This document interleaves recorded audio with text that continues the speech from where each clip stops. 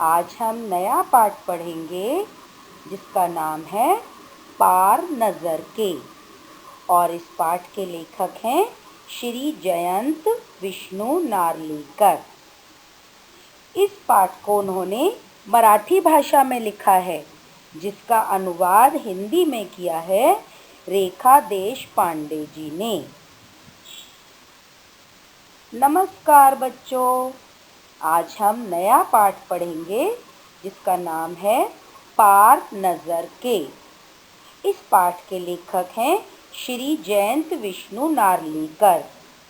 जयंत विष्णु जी ने ये पाठ मराठी भाषा में लिखा है और मराठी भाषा से इसका अनुवाद श्रीमती रेखा देशपांडे जी ने किया है।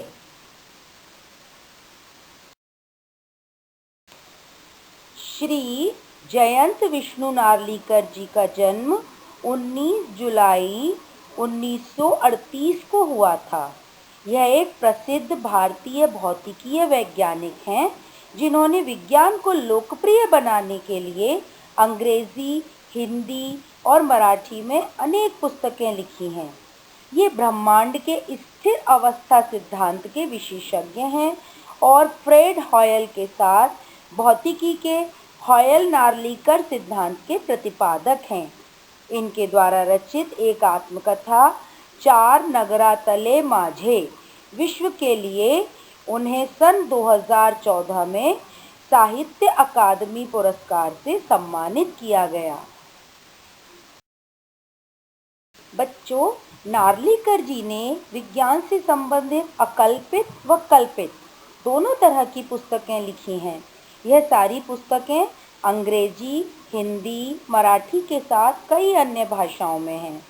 धूमकेतु नामक पुस्तक विज्ञान से संबंधित छोटी छोटी कल्पित कहानियों का संकलन है। यह हिंदी में है। इसकी कुछ कहानियाँ मराठी से अनुदित हैं। यह कहानियाँ विज्ञान के अलग अलग सिद्धांतों पर आधारित हैं। द रिटर्न ऑफ वामन, अंग्रेजी की वापसी, उनके द्वारा लिखा हुआ विज्ञान का एक कल्पित उपन्यास है। इस उपन्यास की कहानी भविष्य की एक घटना पर आधारित है, जिसके ताने बाने में भगवान विष्णु के वामन अवतार की कथा बहुत सुंदर तरीके से समायोजित है। ये दोनों पुस्तकें सरल भाषा में विज्ञान को सरलता से समझाते हुए लिखी गई हैं। पार नज़र के पाठ एक काल्पनिक कहानी है। यह मंगल ग्रह से संबंधित है। वहाँ लोग जमीन की सतह के नीचे रहते थे। वह एक सुरंगनुमा रास्ता था।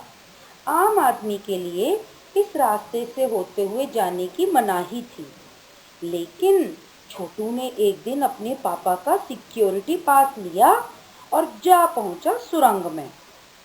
फिर क्या हुआ? छोटू, कितनी बार कहा है तुमसे कि उस तरफ मत जाया करो। फिर पापा क्यों जाते हैं उस तरफ रोज रोज? पापा को काम पर जाना होता है। रोजाना यही वार्तालाप हुआ करता था छोटू की माँ और छोटू के बीच। उस तरफ एक सुरंगनुमा रास्ता था और छोटू के पापा इसी सुरंग से होते हुए काम पर जाया करते थे। आम आदमी के लिए इस रास्ते से जाने की मनाही थी। चंद चुनिंदा लोग ही इस सुरंगनुमा रास्ते का इस्तेमाल कर सकते थे और छोटू के पापा इन्हीं चुनिंदा लोगों में से एक थे।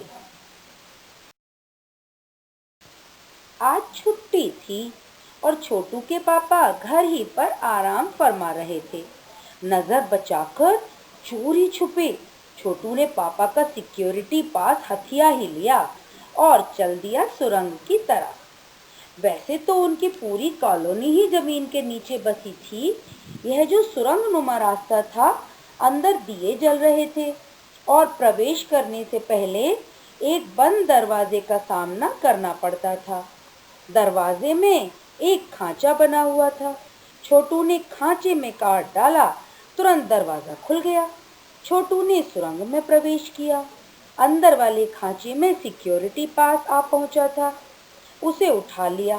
कार्ड उठाते ही दरवाजा बंद हुआ। छोटू ने चारों तरफ नजर दौड़ाई। सुरंगनुमा वह रास्ता ऊपर की तरफ जाता था, यानी जमीन के ऊपर का सफर कराने का मौका मिल गया था। मगर कहाँ, मौका हाथ लगते ही फिसल गया। सुरंग में जगह जगह लगाए निरीक्षक यंत्रों की जानकारी छोटू को नहीं थी, मगर छोटू के प्रवेश करते ही पहले निरीक्षक यंत्र ने संदेहास्पद स्थिति दर्शाने वाली हरकत हुई। इतने छोटे कद का व्यक्ति सुरंग में कैसे आया? दूसरे निरीक्षक यंत्र ने तुरंत छोटू की तस्वीर खींच ली। किसी एक नियंत्रण केंद्र में उस तस्वीर की जांच की गई और खतरे की सूचना दी गई। इन सारी गतिविधियों से अनजान छोटू आगे बढ़ रहा था। तभी जाने कहां से सिपाही दौड़े चले आए, छोटू को पकड़कर वापस घर छोड़ आए। घर पर माँ छोटू का इंतजार कर रही थी। बस अब छोटू की खैरियत न थी। छोटू के पापा ना होते तो छोटू का बचना मुश्किल था। छोड़ो भी, मैं इसे समझा दूंगा सब, फिर वह ऐसी गलती कभी नहीं करेगा, पापा ने छोटू को बचाते हुए कहा। बोले, छोटू, मैं जहाँ काम करता हूँ ना, वह क्षेत्र जमीन से ऊपर है। वहाँ आदमी नहीं जा सकता, क्योंकि वहाँ के माहौल में जी ही नहीं सकता। छोटू ने कहा, तो फिर आप कैसे जाते हैं वहाँ? मैं वहाँ एक खास किस्म का स्पेस सूट पहनकर जाता हूँ। इस स्पेस सूट से मुझे ऑक्सीजन मिलता है, जिससे मैं सांस ले सकता हूँ। इसी स्पेस सूट की वजह से बाहर की ठंड से मैं अपने आप को बचा सकता हूँ। खास किस्म के जूतों की वजह से जमीन के ऊपर मेरा चलना मुमकिन होता है। जमीन के ऊपर चलने फिरने के लिए हमें एक विशेष प्रकार का प्रशिक्षण दिया जाता है। छोटू सुन रहा था। छोटू बहुत ध्यान से सुन रहा था। जब पापा बताने लगे, एक समय था जब अपने मंगल ग्रह पर सभी लोग जमीन के ऊपर ही रहते थे, बिना किसी तरह के यंत्र की मदद के, बिना किसी खास किस्म की पोशाक के। हमारे पुरखे जमीन के ऊपर रहा करते थे। लेकिन धीरे धीरे वातावरण में परिवर्तन होने लगा। कई तरह के जीव धरती पर रहा करते थे, एक के बाद एक सब मरने लगे। इस परिवर्तन की जड़ में था सूरज में हुआ परिवर्तन। सूरज से हमें रोशनी मिलती है, उष्णता मिलती है। इन्हीं तत्वों से जीवन का पोषण होता है। सूरज में परिवर्तन होते ही यहाँ का प्राकृतिक संतुलन बिगड़ गया। प्रकृति के बदले हुए रूप का सामना करने में यहाँ के पशु पक्षी, पेड़ पौधे, अन्य जीव अक्षम साबित हुए। केवल हमारे पूर्वजों ने इस स्थिति का सामना किया। अपने तकनीकी ज्ञान के आधार पर हमने जमीन के नीचे अपना घर बना लिया। जमीन के ऊपर लगे विभिन्न यंत्रों के सहारे हम सूर्य शक्ति, सूरज की रोशनी और गर्मी का इस्तेमाल करते आ रहे हैं। उन्हीं यंत्रों के सहारे हम यहाँ जमीन के नीचे जी रहे हैं। यंत्र सुचारू रूप से चलते रहें, इसके लिए बड़ी सतर्कता बननी पड़ती है। मुझ जैसे कुछ चुनिंदा लोग इन्हीं यंत्रों का ध्यान रखते हैं। बड़ा हो जाऊंगा तो मैं भी यही काम करूंगा, छोटू ने अपनी मंशा जाहिर की। बिल्कुल, मगर उसके लिए खूब पढ़ना होगा, माँ और पापा की बात सुननी होगी, माँ ने कहा।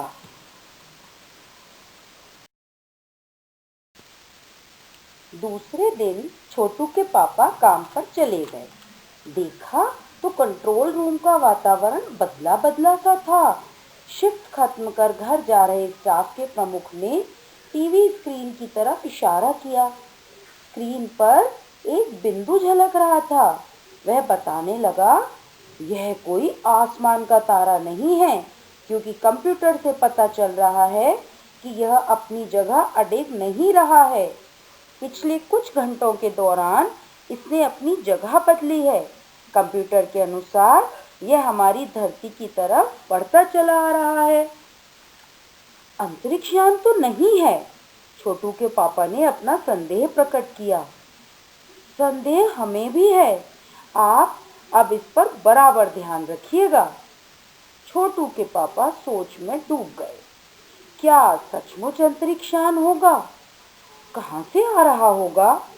सौरमंडल में हमारी धरती के अलावा और कौन से ग्रह पर जीवों का अस्तित्व होगा?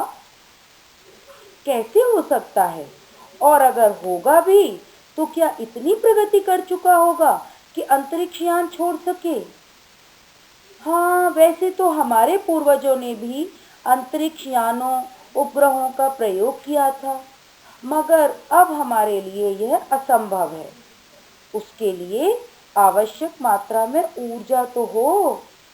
काश इस नए मेहमान को नजदीक से देखा जा सकता। हाँ, अगर वह इसी तरफ आ रहा होगा तब तो यह संभव हो सकेगा। देखें, अब अंतरिक्ष यान से एक यांत्रिक हाथ बाहर निकला। हर पल इसकी लंबाई बढ़ती ही जा रही थी। छोटू के पापा ने अवलोकन जारी रखा। कॉलोनी की प्रबंध समिति की सभा बुलाई गई थी। अध्यक्ष भाषण दे रहे थे। हॉल ही में मिली जानकारी से पता चलता है कि 2 अंतरिक्ष यान हमारे मंगल ग्रह की तरफ बढ़ते चले आ रहे हैं। इनमें से एक अंतरिक्ष यान हमारे गिर्द चक्कर काट रहा है। कंप्यूटर के अनुसार ये अंतरिक्ष यान नजदीक के ही किसी ग्रह से छोड़े गए हैं। ऐसी हालत में हमें क्या करना चाहिए? इसकी कोई सुनिश्चित योजना बनानी जरूरी है। नंबर 1, आपका क्या ख्याल है? वह दिन छोटू के लिए बड़ा ही महत्वपूर्ण दिन था। पापा उसे कंट्रोल रूम ले गए थे। यहाँ से अंतरिक्ष यान क्रमांक 1 साफ नजर आ रहा था। कैसा अजीब लग रहा है यहाँ। इसके अंदर क्या होगा पापा? छोटू ने पूछा। अभी नहीं बताया जा सकता। दूर से ही उसका निरीक्षण जारी है। उस पर बराबर हमारा ध्यान है और उसके हर अंग पर हमारा नियंत्रण है। वक्त आने पर ही हम अगला कदम उठाएंगे, छोटू के पापा ने बताया। उन्होंने छोटू को एक कंसोल दिखाया जिस पर कई बटन लगे थे। कॉलोनी की सुरक्षा की पूरी जिम्मेदारी नंबर 1 पर थी। उन्होंने कुछ कागज समेटते हुए बोलना आरंभ किया। इन दोनों अंतरिक्ष यानों को जलाकर खाक कर देने की क्षमता हम रखते हैं, मगर इससे हमें कोई जानकारी हासिल नहीं हो सकेगी। अंतरिक्ष यान बेकार कर जमीन पर उतरने पर मजबूर कर देने वाले यंत्र हमारे पास नहीं हैं। हालांकि अगर ये यंत्र या अंतरिक्ष यान खुद ब खुद जमीन पर उतरते हैं तो उन्हें बेकार कर देने की क्षमता हम में अवश्य है। मेरी जानकारी के अनुसार इन अंतरिक्ष यानों में सिर्फ यंत्र हैं, किसी तरह के जीव इनमें सवार नहीं हैं। नंबर 1 की बात सही लगती है। नंबर 2 एक वैज्ञानिक थे। वे बोले, हालांकि यंत्रों को बेकार कर देने में भी खतरा है। इनके बेकार होते ही दूसरे ग्रह के लोग हमारे बारे में जान जाएंगे। इसलिए मेरी राय में हमें सिर्फ अवलोकन करते रहना चाहिए। जहाँ तक हो सके हमें अपने अस्तित्व को छिपाए ही रखना चाहिए, क्योंकि हो सकता है जिन लोगों ने अंतरिक्ष यान भेजे हैं वे कल को इनसे भी बड़े सक्षम अंतरिक्ष यान भेजें। हमें यहाँ का प्रबंध कुछ इस तरह रखना चाहिए जिससे इन यंत्रों को यह गलतफहमी हो कि इस जमीन पर कोई भी चीज इतनी महत्वपूर्ण नहीं है कि जिससे वे लाभ उठा सकें। अध्यक्ष महोदय से मैं यह दरखास्त करता हूँ कि इस तरह का प्रबंध हमारे यहाँ किया जाए। नंबर 3 सामाजिक व्यवस्था का काम देखते थे। उनकी बात के जवाब में अध्यक्ष कुछ बोलने ही जा रहे थे कि फोन की घंटी बजी। अध्यक्ष ने चोंगा उठाया। 1 मिनट बाद सभा को संबोधित करते हुए उन्होंने कहा, भाइयों, अंतरिक्ष यान क्रमांक 1 हमारी जमीन पर उतर चुका है।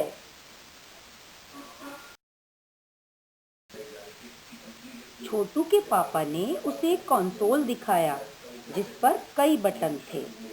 अब अंतरिक्ष यान से एक यांत्रिक हाथ बाहर निकला। हर पल उसकी लंबाई बढ़ती ही जा रही थी। वह शायद जमीन तक पहुंचकर मिट्टी उकेर लेना चाहता था। सब लोग स्क्रीन पर दिखाई दे रही अंतरिक्ष यान की इस हरकत को ध्यान से देख रहे थे, सिवा एक के। उसका ध्यान कहीं और ही था। छोटू का सारा ध्यान था कंसोल पैनल पर। कंसोल का एक बटन दबाने की अपनी इच्छा को वह रोक नहीं पाया। वह लाल लाल बटन उसे बरबस अपनी तरफ खींच रहा था और सहसा खतरे की घंटी बजी। सबकी निगाहें कंसोल की तरफ मुड़ी। पापा ने छोटू को अपनी तरफ खींचते हुए एक झापड़ रसीद कर दिया और लाल बटन को पूर्व स्थिति में ला रखा। मगर उस तरफ अब अंतरिक्ष यान के उस यांत्रिक हाथ की हरकत सहसा रुक गई थी। यंत्र बेकार हो गया था। उधर पृथ्वी पर national aeronautics and space administration यानी नासा द्वारा प्रस्तुत वक्तव्य ने सबका ध्यान अपनी तरफ आकर्षित कर लिया। मंगल की धरती पर उतरा हुआ अंतरिक्ष यान वाइकिंग अपना निर्धारित कार्य कर रहा है। हालांकि किसी अज्ञात कारणवश अंतरिक्ष यान का यांत्रिक हाथ बेकार हो गया है। नासा के तकनीशियन इस बारे में जांच कर रहे हैं तथा इस यांत्रिक हाथ को दुरुस्त करने के प्रयास भी जारी हैं। इसके कुछ ही दिनों बाद पृथ्वी के सभी प्रमुख अखबारों ने छापा, नासा के तकनीशियनों को रिमोट कंट्रोल के सहारे वाइकिंग को दुरुस्त करने में सफलता मिली है। यांत्रिक हाथ ने अब मंगल की मिट्टी के विभिन्न नमूने इकट्ठे करने का काम आरंभ कर दिया है। पृथ्वी के वैज्ञानिक मंगल की इस मिट्टी का अध्ययन करने के लिए बड़े उत्सुक थे। उन्हें उम्मीद थी कि इस मिट्टी के अध्ययन से इस बात का पता लगाया जा सकेगा कि क्या मंगल ग्रह पर भी पृथ्वी की तरह जीव सृष्टि का अस्तित्व है। यह प्रश्न आज भी एक रहस्य है।